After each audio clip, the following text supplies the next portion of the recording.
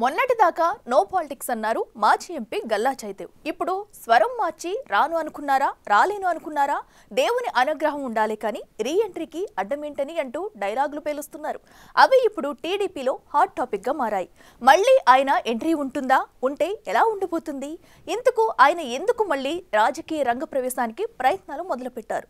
తప్పు చేశామని ఫీల్ అయ్యారా? భవిష్యత్ అవకాశాలు మిస్ కాకుండా ఉండటానికా? అసలు టీడీపీలో గల్లా కుటుంబం రీ ఎంట్రీ ఎలా ఉండబోతుంది?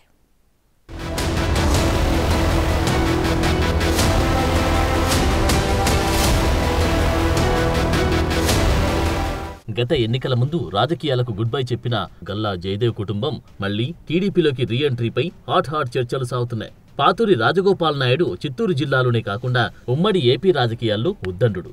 ఎన్జీ రంగా అనుచరుడిగా ఆయనకు ఎంతో పేరు ఉంది. రంగా కోసం తన ఎంపీ సీట్ను సైతం త్యాగం చేసిన వ్యక్తి, రైతుల కోసం నిరంతరం పోరాటం చేసిన వ్యక్తి. మరోవైపు సామాజిక సేవలో భాగంగా రాయలసీమలోని అతిపెద్దదైన ఎన్జీఓస్ ను కూడా ఆయన స్థాపించారు. 1955 చిత్తూరు శాసనసభ్యుడిగా, 1973లో చంద్రగిరి మొట్టమొదటి శాసనసభ్యుడిగా ఎంపికైన సీనియర్ ఆయన.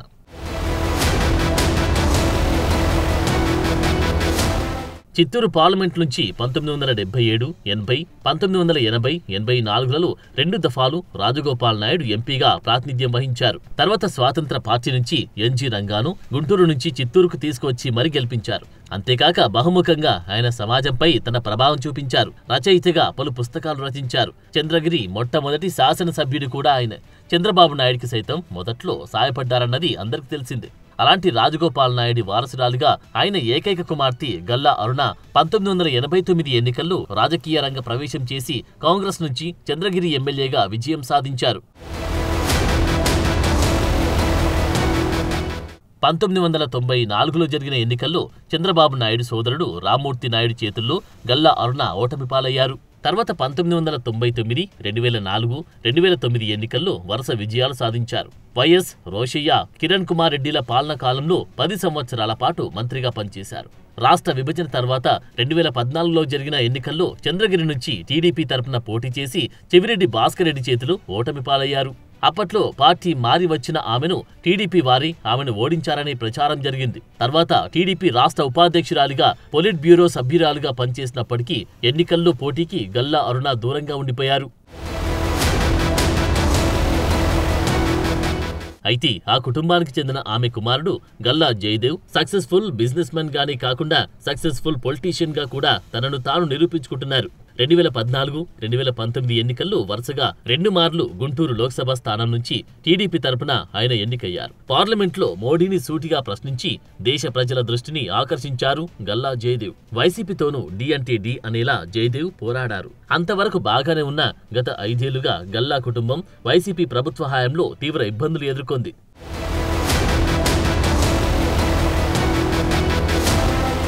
ముఖ్యంగా కాలుష్యాన్ని వెదజల్లుతుందని అమరరాజా సంస్థపై వైసీపీ ప్రభుత్వం కక్ష సాధింపు చర్యలకు దిగింది. పొల్యూషన్ బోర్డు అధికారులు రంగంలోకి దిగి అమరరాజా సంస్థకు వరుస నోటీసులిచ్చారు. ఈ సంస్థ వెదజల్లుతున్న కాలుష్యం ద్వారా చుట్టుపక్కల ఉన్న గ్రామాల్లోని నీరు కలుషితమవుతుందని పొల్యూషన్ కంట్రోల్ బోర్డు ఆరోపించింది. చివరకు ఈ వ్యవహారం కాస్త అమర్రాజా సంస్థకు క్లోజర్ నోటీసులిచ్చే వరకు వెళ్లింది. దీంతో అమర్రాజా యాజమాన్యం హైకోర్టును ఆశ్రయించింది. ఈ వ్యవహారం ఇప్పటికీ కూడా కోర్టులో నడుస్తోంది.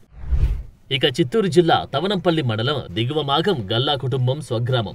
గల్లా కుటుంబంపై జగన్ హయాంలో అక్కడ భూ ఆక్రమణల కేసులు నమోదయ్యాయి. తమ భూములు ఆక్రమించారని ఓ వ్యక్తి ఇచ్చిన ఫిర్యాదు మేరకు గల్లా రామచంద్ర నాయుడు, గల్లా అరుణకుమారి తదితరులపై పోలీస్ కేసులు నమోదయ్యాయి.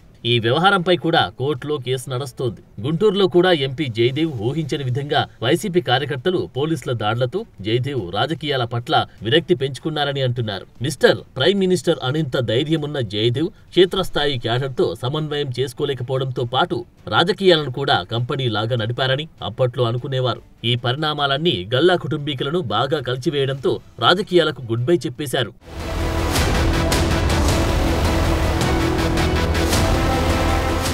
గత ఎన్నికల్లో పోటీకి సైతం గుంటూరు నుండి పోటీకి గల్లా జయదేవ్ దూరంగా ఉన్నారు. అయితే గత ఎన్నికల్లో కూటమి ప్రభుత్వం భారీ విజయం సాధించడంతో పాటు గుంటూరు నుండి గెలిచిన పెమ్మసాని ఏకంగా సెంట్రల్ మినిస్టర్ అవడంతో గల్లా జయదేవ్ మంచి అవకాశాన్ని పోగొట్టుకున్నారనే భావనలో గల్లా శ్రేయోభిలాషులున్నారట.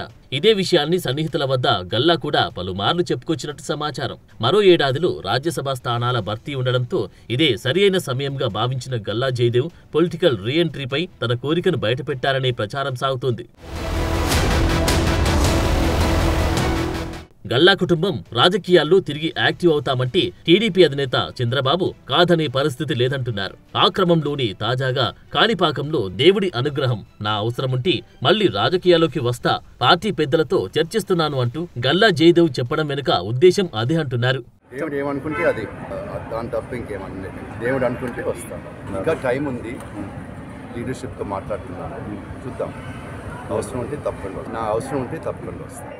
జయదేవ్ వ్యాఖ్యలు టీడీపీలో ప్రస్తుతం హాట్ టాపిక్ గా మారాయి. అయితే రాజ్యసభకు ఇప్పటికే పోటీ ఎక్కువగా ఉన్న నేపథ్యంలో చంద్రబాబు ఎలాంటి నిర్ణయం తీసుకుంటారనే చర్చ ఆసక్తి రేపుతోంది. ఢిల్లీలో పరిచయాలున్న జయదేవ్ వస్తే పార్టీకి మరింత మేలే జరుగుతుంది అనే భావన కొందరు పార్టీ పెద్దల్లో ఉన్నట్లు సమాచారం. అయితే జయదేవ్ ను వ్యతిరేకించే వాళ్లు పార్టీలో లేకపోలేదు. పార్టీ కష్ట సమయాల్లో ఉండి పోరాటం చేయాల్సిన సమయంలో దూరంగా ఉండడంపై గల్లా కుటుంబంపై ఫైర్ అవుతున్నారు కొద్దిమంది నేతలు. అప్పుడు వ్యాపార అవసరాల కోసం పూర్తి స్థాయిలో సైలెంట్ అయి ఇప్పుడు అధికారంలో ఉన్నామని తిరిగి ఎంట్రీ ఇవ్వడం పైన పార్టీలో కొందరు సీనియర్లు జయదేవ్ వైఖరిని తప్పుపడుతున్నారు. మరి చూడాలి ఇలాంటి పరిస్థితుల్లో గల్లా కుటుంబం పొలిటికల్ రీఎంట్రీ ఎప్పుడు ఎలా ఉంటుందో.